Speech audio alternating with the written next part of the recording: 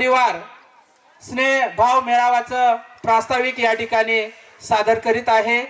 खऱ्या अर्थाने चौरे परिवार भाऊबंद स्नेह मेळावा संपन्न करण्यासाठी आपण सर्व भाऊबंद कुटुंबातील सदस्य, नातेवाईक, सगळे सोयरे या सर्वांना पुन्हा साष्टांग नमस्कार करतो, जय जोहार करतो, जय आदिवासी करतो।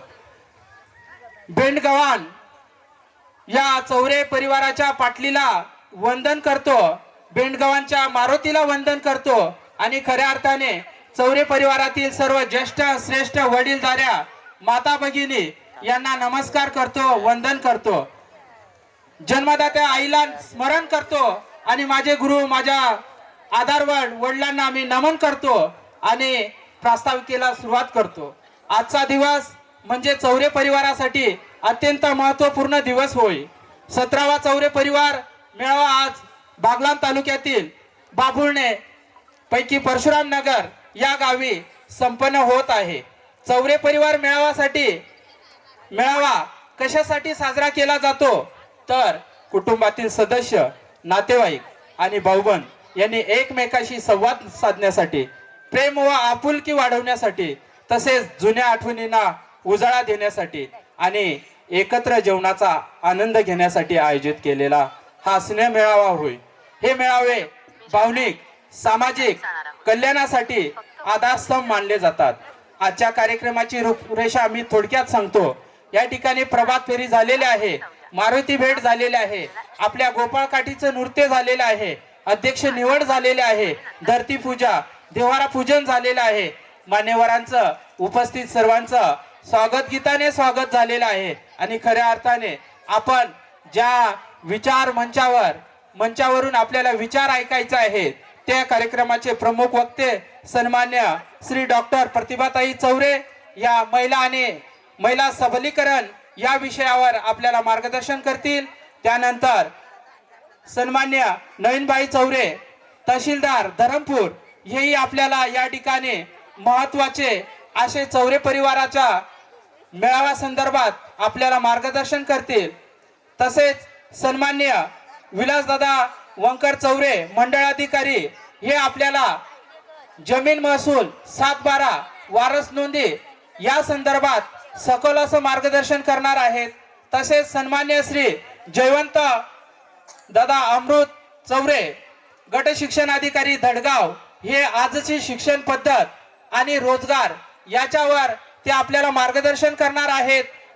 तसेच आपली रूढी, प्रथा, परंपरा याच्यावर आपल्याला लकडूदादा चौरे नंदुरबार उपसभापती कृषी उत्पन्न बाजार समिती नंदुरबार हे आपल्याला मार्गदर्शन करणार आहे। आणि खऱ्या अर्थाने आजची पिढी आणि बदलते आपल्या संस्कृती यावर प्रखर असे मत रामदादा चौरे हे व्यक्त करणार आहेत।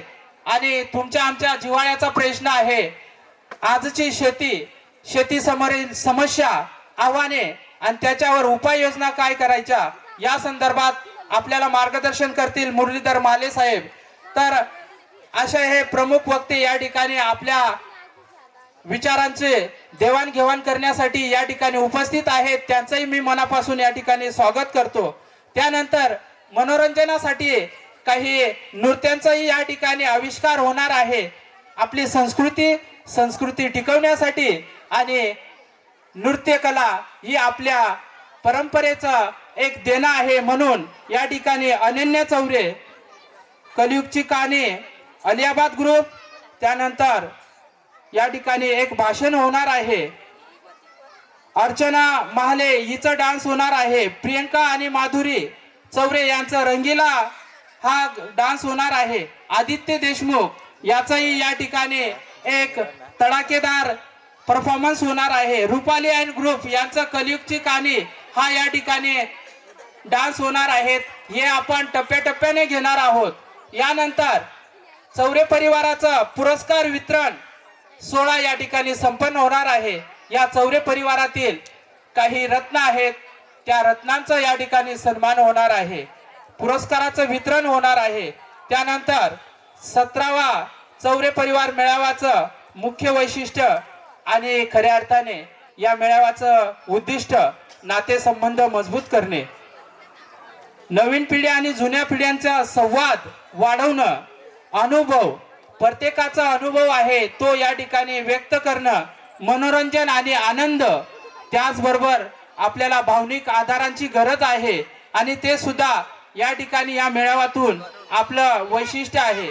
नेटवर्किंग आणि एकमेकांना मदत पोहोचवणं हा सुद्धा आपल्या मेळाव्याचा प्रमुख वैशिष्ट्य आहे. तसंच आजचं युग, आजचं प्रत्येकाचं जीवनशैली अतिशय धाकधुकीची, धावपळीची झालेली आहे, व्यस्त झालेली आहे आणि त्याच्यामुळे ताणतणाव हा अतिशय वाढलेला आहे. ताणतणाव मुक्त करण्यासाठी, मानसिक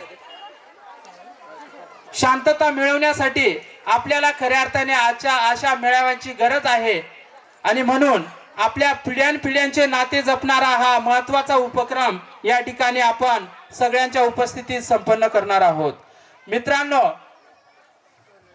सुसंस्कृत समाज आणि साक्षर समाज याबाबत सांगायचं झालं तर सुसंस्कृत असणारा समाज एक वेळ साक्षर नसला तरी चालेल, परंतु साक्षर असणारा समाज हा सुसंस्कृत असणे गरजेचं आहे. कारण आजचं हे युग अतिशय व्यस्त आहे.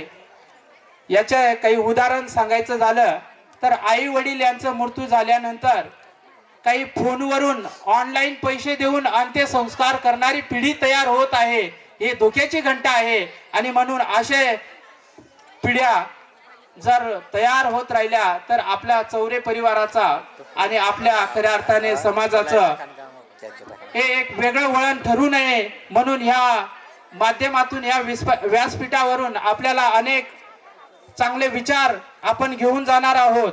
या चौरे परिवारातून खऱ्या अर्थाने आपली बोली, आपली भाषा, आपलं राहणीमान, आपला पेहराव, आपला व्यवसाय, आपली रूढी, प्रथा, संस्कृती या सगळ्यांचा मिलाप आपण या मेळाव्याच्या माध्यमातून करणार आहोत आणि म्हणून चौरे परिवार वाराचा हा 17वा मेळावा संपन्न करण्यासाठी आपण सर्वजण मनापासून या ठिकाणी आलात. आपलं मी मनापासून हार्दिक स्वागत करतो आणि माझं लांबलेलं प्रास्ताविक या ठिकाणी समाप्त करतो. जय हिंद, जय महाराष्ट्र, जय जोहार, जय आदिवासी. खूप खूप अभिनंदन चंदसरे सर.